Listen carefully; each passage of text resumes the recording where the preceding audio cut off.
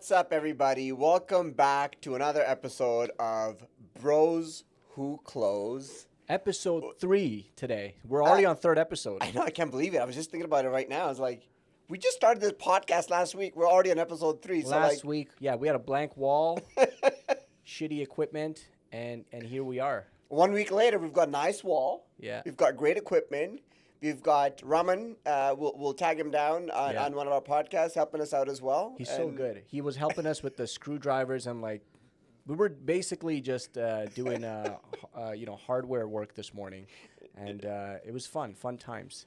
But it's good. It's good to have this going because today we're going to talk about mindset. Yes. And the mindset around how we kind of got started on this podcast. We'll talk about how we got started with the business and how to really turn things around, be resilient so that, any pitfalls you have, any roadblocks you have mentally, because that's the biggest challenge people have, how to overcome that.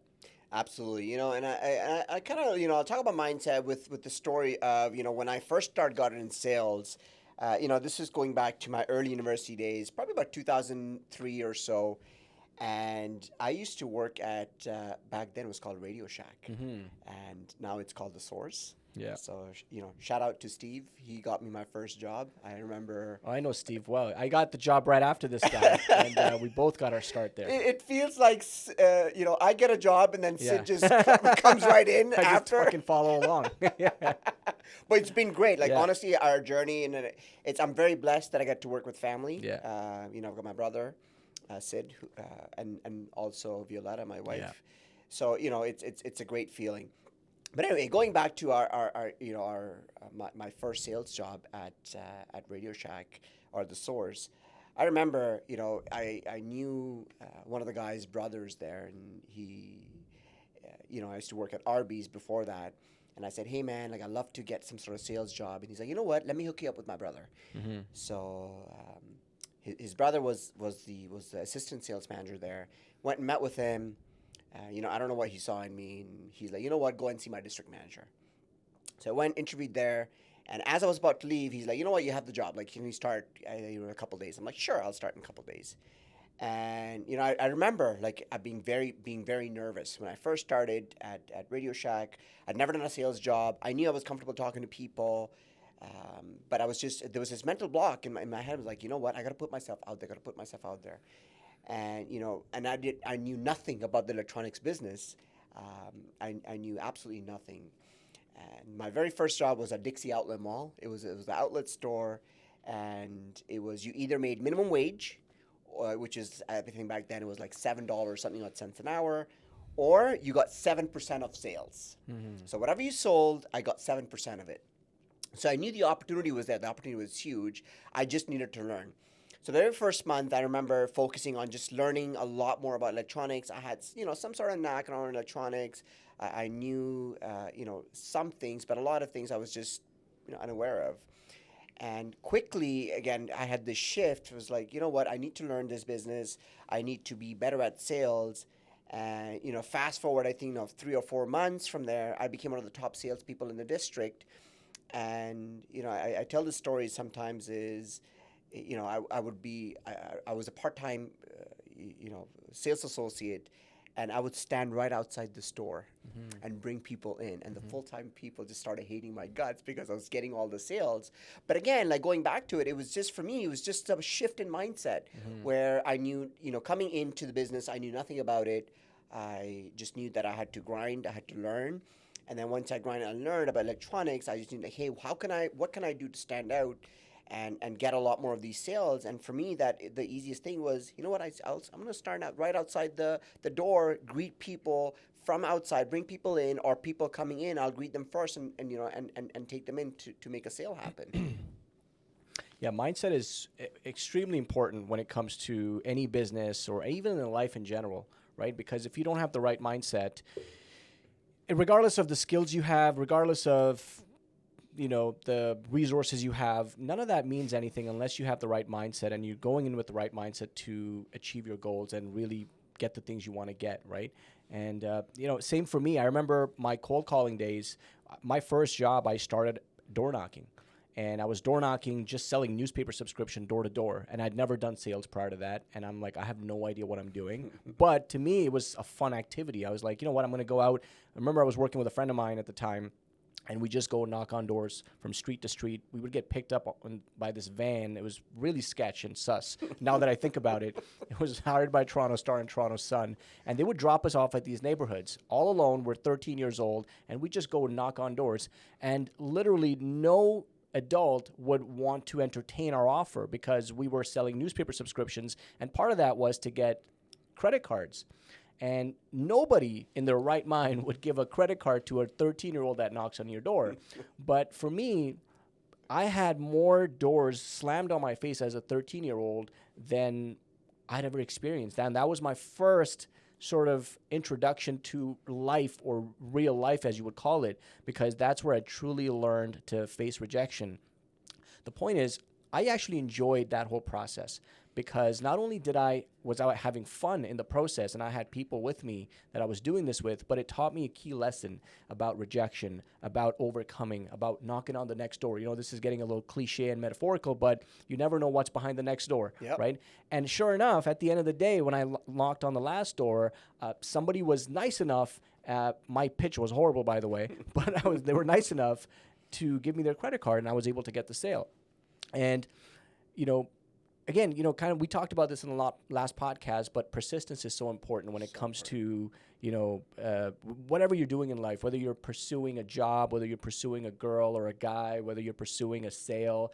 If you're not persistent, you're never going to get through the hurdles to get what you want, right? They say that everything is on the other side of the comfort zone, and there's nothing more true than that. So, you know, it's important. It's important to have the right mindset. Same goes with cold calling. I used to always imagine, you know, oh my God, I'm going to call this guy and this guy is going to say no, or they're going to reject what we're offering, which is an appointment, or if they're looking to buy or sell. But I never switch the perspective to the other person and go, hey, what if I can actually help this person? You know, it's so true, because, you know, both persuasion, again, very important skill, and in terms of, you know, getting stuff, you know, getting what you want and getting what you need, and the second being, what are you saying? The second being like the perspective. Yeah, right? sorry, and the second being the perspective of. I completely lost it. Yeah, I mean, look, most salespeople. I was just on another train of thought. When you're calling somebody, or when you're trying to sell something to somebody, right? I think most people have this idea that.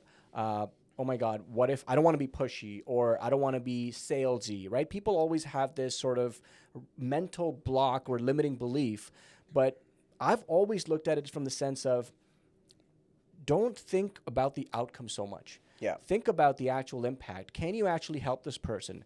And if you've done a proper needs analysis, if you've asked the right questions, and if you truly believe that your product or service is going to benefit this person, then that thought should never cross your head that you're being salesy or you're being pushy, because your mindset is, and your perspective is now shifted towards helping this person as opposed to you trying to make a sale.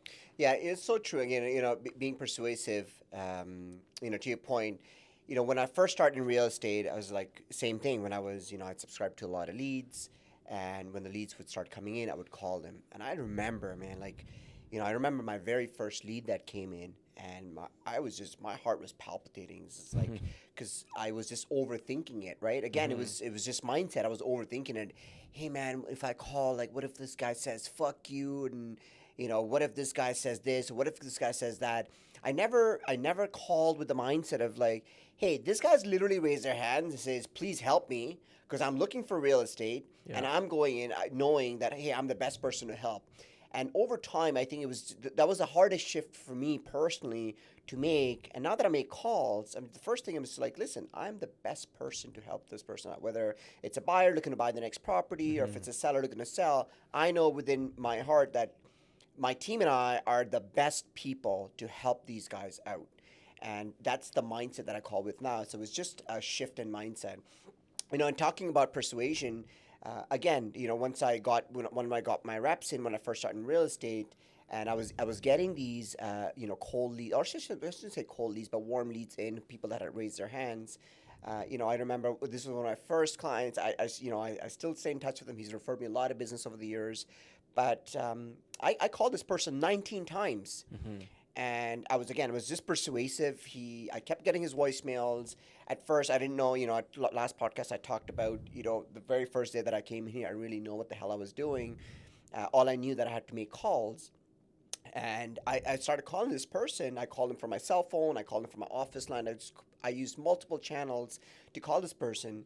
And the only reason, this client of mine called me back, and when he did, and he goes, Saurabh, I do want to meet with you, and the only reason I want to meet with you is you called me 19 times. Yeah. And, I met him downtown Toronto, outside of the apartment because that's what he was looking for his son. I met him there. We had coffee. He really liked me. I told him a couple things about, the buildings and what I thought of it. And he took a liking to me. And at the end of it, he signed a BRA. And 30 days later, I sold him, his first investment property. Yeah. So, but again, had I, stopped on the 15th call or I stopped on the 10th call, I would have never got to him. It's the 19th call that did it. Yeah, it's persistence, right? I think you confuse it for persuasion, but persistence is so important, right? Because persistence is what's going to get you to the other side. Think about it this way. Most people think that when they're calling people, they go, well, I've already called him once this week, or I've already called him twice this week, right? Well, people have to understand is people are busy these days. Yep. Not everyone's going to be around their phone. Not everyone's going to be around their laptop. I get emails every day and calls every day that I ignore because I'm busy doing other stuff. And if I get a call a third or fourth time, even in the same day, I'll likely answer. And somebody on the other side may pitch something that's very valuable to me, right? So I think people need to understand that same thing is that when you're calling, you're reaching out, you don't hesitate to reach out multiple times, because until the person tells you to go fuck yourself, just keep pursuing, especially if it's a warm lead that you're generating online. Somebody's raised their hands, like Saurabh said, and they've requested information. It is your obligation and duty to reach out to this person to see if you can help until you get an answer from them about whether or not they want to do business or whether or not this is the right time for them to actually do a transaction with you. So persistence is key, right? Keep reaching out and don't think about the fact that you're bothering somebody. It's more of a mindset of I'm reaching out because this person hasn't answered yet, and they're waiting for me to call them. Exactly, right? People get busy with different things. You just have to sometimes you have to get the people at the right place at the right time, right? It's you call it like the caller the 19th time he called me back. Yeah. He just happened to be driving home and he had time and he called me back. And going back to again just a shift in mindset where it's I'm of the mindset still that I'm a very yes mindset. If you know me over the years, you just know that I say literally yes to everything. And you want to do this? Yes. You want to do that? Yes. And it's because I truly believe that if I say no, I don't know what that next no is going to lead me to, but I know if I say yes, I know that will open up a lot more doors for me. And over the years, I've just learned to say a lot of yeses. Sometimes it's got me into trouble. Like it's, certain things that I shouldn't really be doing, but I still have that very yes mindset where if somebody asks me or somebody gives me an opportunity, I always say yes. And I know in my heart that I'll figure it out later, including this podcast. I think they said, come out and said, like, let's do a podcast. I'm like, okay, fuck yeah, let's go. Yeah, it reminds me of that movie.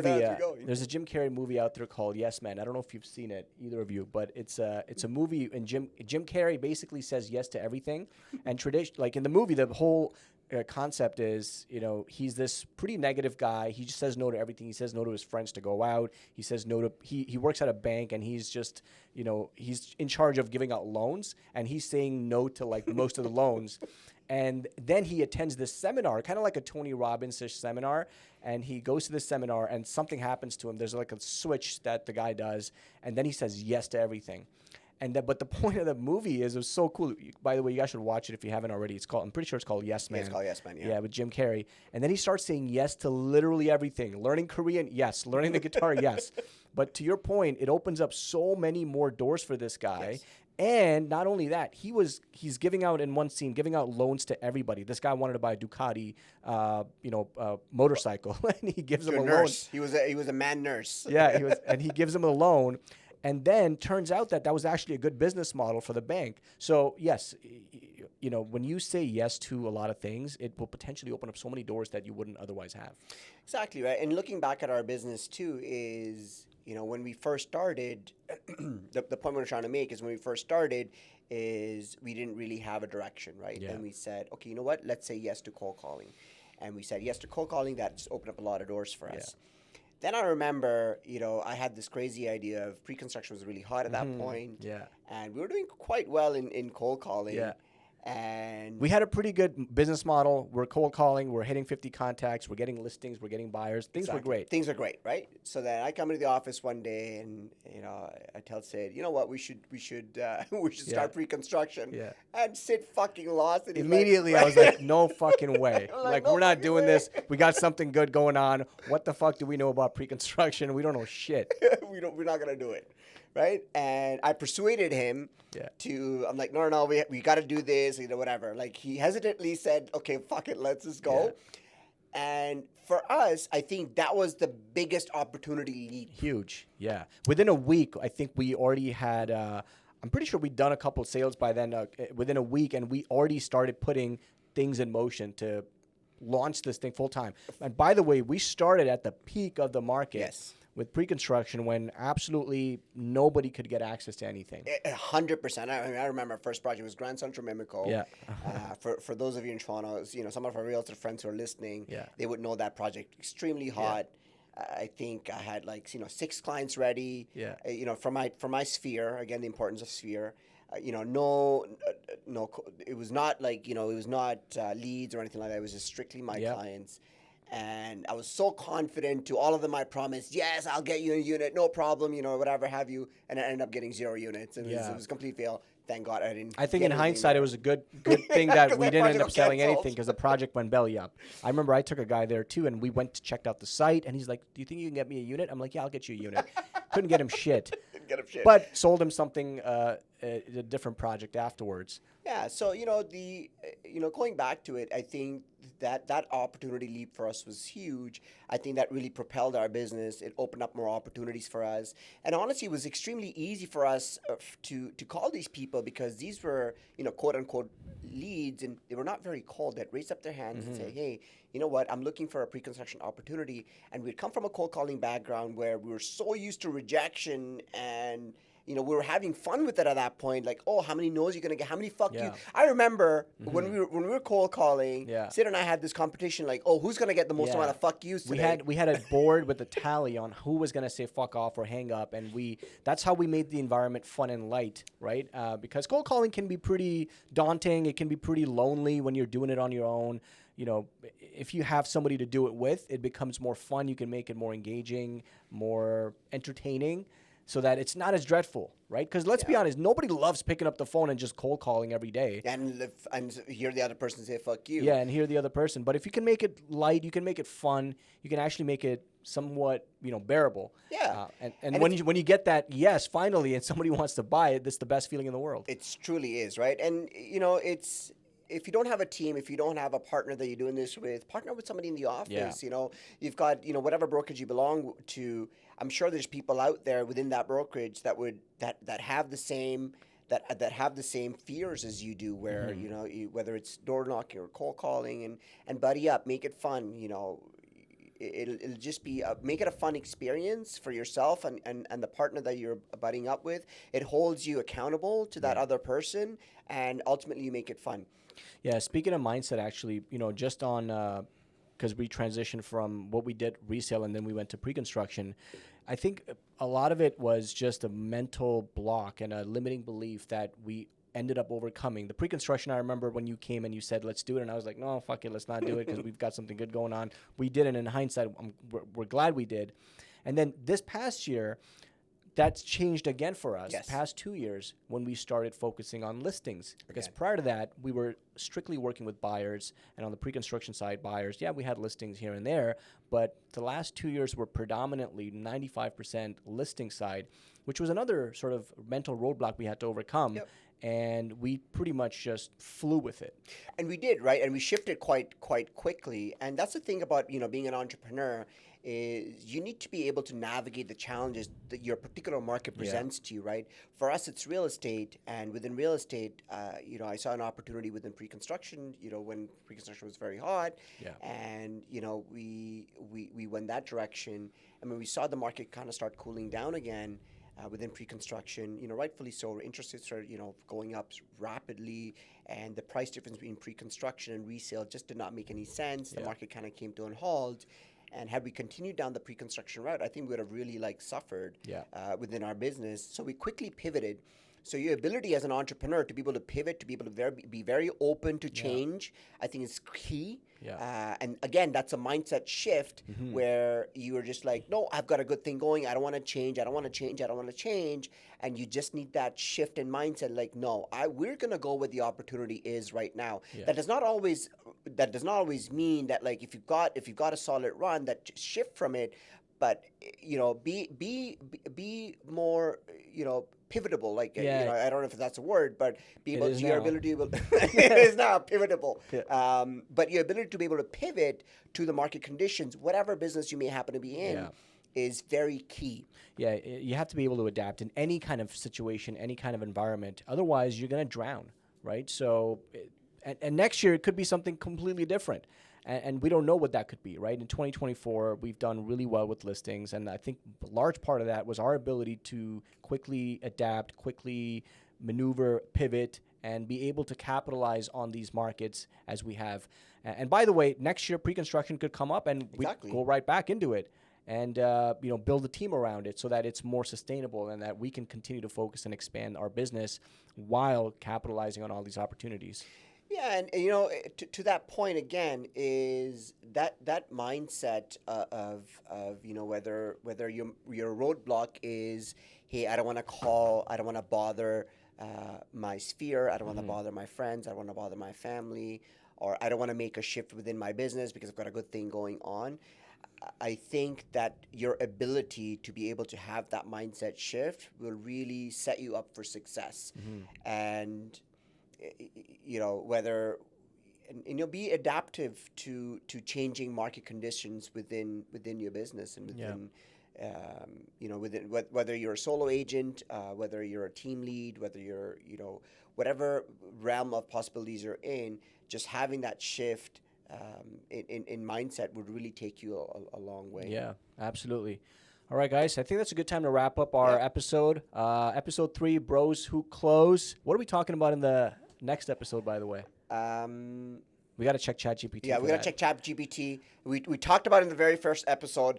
This really came into play. Sid and I came in here. We'll wrap up with this. Sid and I came in here, and he's like, oh, let's fucking record a podcast.